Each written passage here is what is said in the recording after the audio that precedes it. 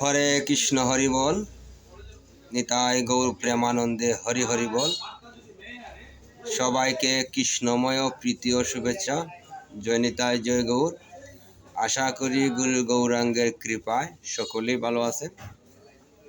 জয় রাধে। অত্যন্ত আনন্দের বিষয়,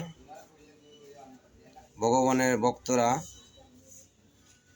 এইসব তিথিগুলো আসলে পরে, ভগবানের তিথিগুলো আসলে পরে ভক্তরা খুব আনন্দে থাকে। কবে আসবে, কবে আসবে, কবে আসবে। ভক্তরা আনন্দে সবসময় আনন্দিত হয়। হরি বল। সেই বিষয় নিয়ে আজকে কিছু কথা বলবো। আশা করি ধৈর্য সহকারে শ্রবণ করবেন। শ্রবণে মঙ্গল হবে। হরি বল। যেভাবে আমরা ভগবানের জন্মাষ্টমী ব্রত পালন করেছি, সেইভাবে আরো হাজার হাজার গুণ আনন্দে ভক্তরা রাধা অষ্টমী ব্রত পালন করবেন। রাধা অষ্টমী ব্রত হচ্ছে 31শে আগস্ট, 14ই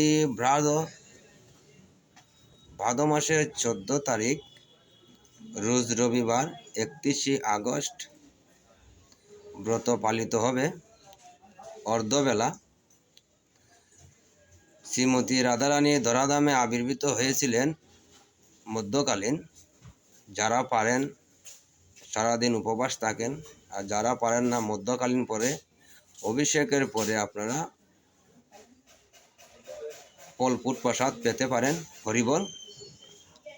সামর্থ্য অনুযায়ী যারা সামর্থ্য আছে যারা সারাদিন উপবাস রাখবে, রাত্রে জাগরণ থাকবে। যাই হোক, মূল বিষয় হচ্ছে সর্বপাপ বিনাশায়ম। ভগবানের যে ব্রতগুলো আছে সেগুলো হচ্ছে সর্বপাপ বিনাশায়।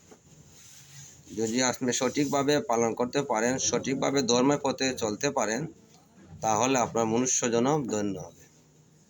মনুষ্য জনম অত্যন্ত দুর্লভ জনম, সহজে চেষ্টা করলে পাওয়া যাবে না। যারা পেয়েছেন তারা অত্যন্ত ভাগ্যবান, ভাগ্যবতী।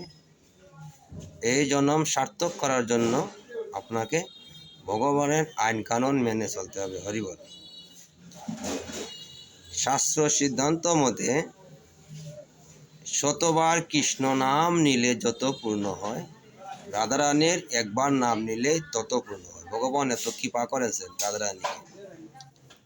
সে বিষয়ে রাধারানীর অনেক মহিমা আছে, অনেক লীলা আছে। সেটা থেকে কিছু কথা বলি। ভগবানের বামঙ্গ থেকে রাধারানী আবির্ভূত হয়েছেন। অত্যন্ত ভগবানের লাদিনী শক্তি, কৃষ্ণ প্রিয়সী, ভগবানের সবচেয়ে প্রিয়। আর সেই প্রিয় বলেই ভক্তরা ভগবানের ব্রতগুলা যেভাবে পালন করেন, শ্রীমতী রাধারানী ব্রত সে কি আনন্দে, আরো বেশি বেশি আনন্দে ভক্তরা পালন করেন। কারণ দেখেন, ভগবানের অনেক লীলা আছে, রাধারানীর অনেক মহিমা আছে। সেই মহিমা থেকে একটা মহিমা বলি। ভগবান কংসের একবার মনে হলো যে আমি এত অসুর পাঠিয়েছি বালক কৃষ্ণকে মারার জন্য, তাও অসুর ব্যর্থ হয়ে মৃত্যুবরণ করে। ভগবানের কৃপায় অসুরা ধ্বংস হয়ে যায়, কিন্তু কৃষ্ণকে মারতে পারে না। কৃষ্ণ এত শক্তিশালী, কিভাবে যে কৃষ্ণকে আমি মারবো, ধ্বংস করে দেব, সেই মনে ভাবটা ছিল কংসের। কংস ভগবান কৃষ্ণকে মারার জন্য সব সময় চিন্তা ভাবনা করতো যে কিভাবে কৃষ্ণকে মারা যায়। তদ্রূপ জড়জগতে কিন্তু অসুর আছে। অসুরা সবসময় চিন্তা করে যে কিভাবে ভালো মানুষকে ধ্বংস করা যায়, ভক্তদেরকে ধ্বংস করা যায়, সাধুদেরকে ধ্বংস করা যায়। সাধুদের পিছে যারা লাগে, সাধুদেরকে ধ্বংস করার জন্য যারা লাগে, তারাই জড়জগতের অসুর। হরিবল। সেই বিদায় খুব চিন্তিত হয়ে পড়লেন কংস। কি করলেন, চিন্তা করতে করতে নারদ মুনির শরণাগত হলেন। নারদ মুনির শরণাগত হয়ে জিজ্ঞাসা করিলেন, হে নারদ, আমি তো খুব দুশ্চিন্তা ভুগতেছি। কৃষ্ণকে মারার জন্য, বালক কৃষ্ণকে মারার জন্য আমি কত অসুর পাঠিয়েছি, তবু তাকে মারতে পারি না। আমাকে একটা উপায় বলো, কি করে কৃষ্ণকে ধ্বংস করা যায়। সেই সময় নারদ মুনি মনে মনে ভাবলেন, তাহলে একটা লীলা হয়ে যাক, ভগবানের কৃপাতে লীলাটা ভক্তরা আস্বাদন করুক, আর অনুভব করতে পারলে সে প্রকৃত মানুষ হয়ে উঠবে। নারদ মুনি বলল, দেখো কংস, এই জড়জগতের মানুষের প্রাণই হচ্ছে ভগবান কৃষ্ণ। দেহ থেকে যদি প্রাণ চলে যায় তাহলে কেউ বাঁচতে পারে না, তদু আত্মা চলে গেলে জড়জগতে কেউ বাঁচতে পারে না। তদ্রূপ সেই রকম যদি কৃষ্ণকে তুমি হত্যা করতে চাও, তাহলে শ্রীমতী রাধারানীকে তুমি আঘাত করতে হবে। হরি বল। না হলে কৃষ্ণকে আঘাত করতে পারবে না।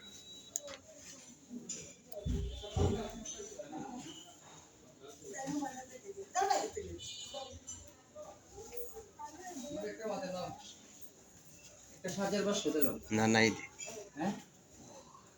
নাই, তারপরে আইব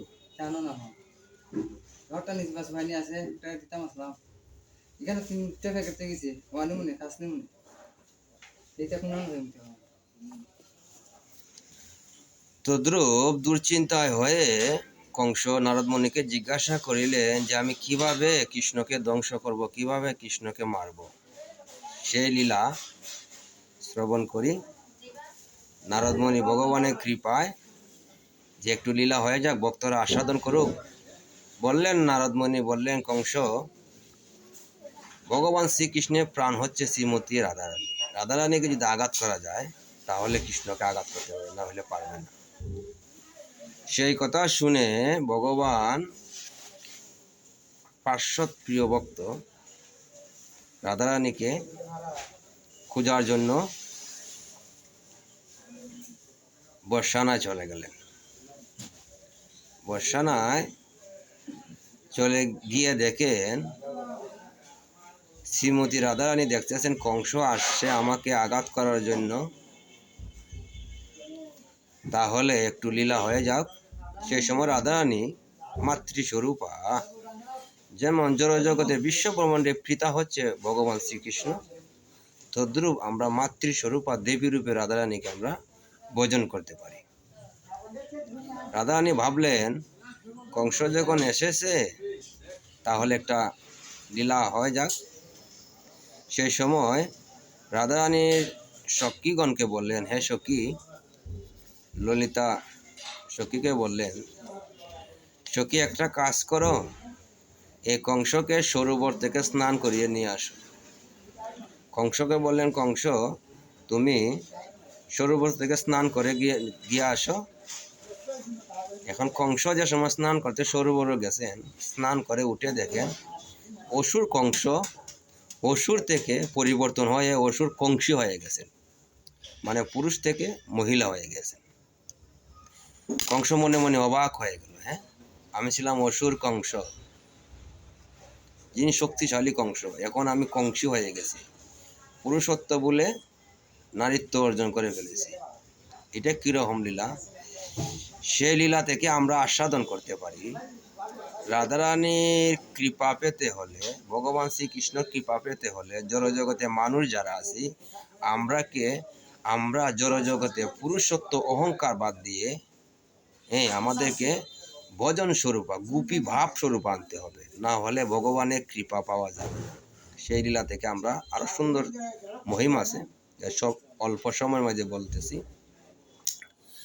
এখন দেখেন ভগবান শ্রীকৃষ্ণ এইদিকে ভাবছেন, রাধারানী যে লীলা শুরু করেছেন তাহলে তো কংসকে আমি ধ্বংস করতে পারবো না।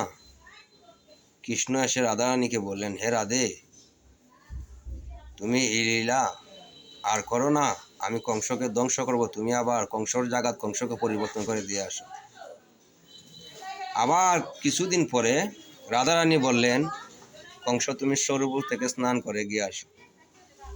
সরোবর থেকে সখীগণকে দিয়ে পাঠিয়েছেন, সরোবরে আবার স্নান করতে গেছেন, এই কংসে থেকে আবার কংস হয়ে গিয়েছে। এখন কংস আবার দেখেন, হ্যাঁ, প্রথম আমি কংস থেকে কংসী হয়ে গিয়েছিলাম, এখন কংসী থেকে আবার কংস হয়ে গিয়েছি, পরিবর্তন হয়ে গিয়েছি। সেই লীলা থেকে আমরা বুঝতে পারি আমরা যদি ভগবানের কৃপা পেতে চাই, ভগবানের সান্নিধ্য লাভ করতে চাই, তাহলে আমাদের ভিতরে যে পুরুষত্বর যে অহংকার, এই অহংকার পরিবর্তন করতে হবে, গুপি ভাব নিতে হবে, গুপি ভাবে ভগবানকে ভালোবাসতে হবে। তাহলে ভগবানের প্রেম আস্বাদন করা যাবে, ভগবানের শরণাগত হওয়া যাবে, ভগবানের ধামে আনন্দে থাকা যাবে। সেটা থেকে আমরা আস্বাদন করতে পারি।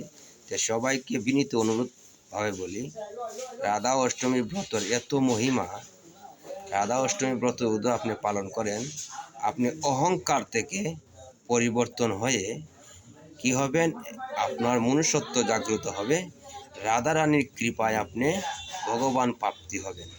নিতাই গৌর প্রেমানন্দে। সবাইকে বিনীত অনুরোধ করে বলি, রাধা অষ্টমী ব্রত পালন করেন, রাধা অষ্টমী ব্রত পালন করেন। যারা পালন করেন না তাদেরকে পালন করা উৎসাহ করেন। নিতাই গৌর প্রেমানন্দে। হরি হরি বলে হরি বল।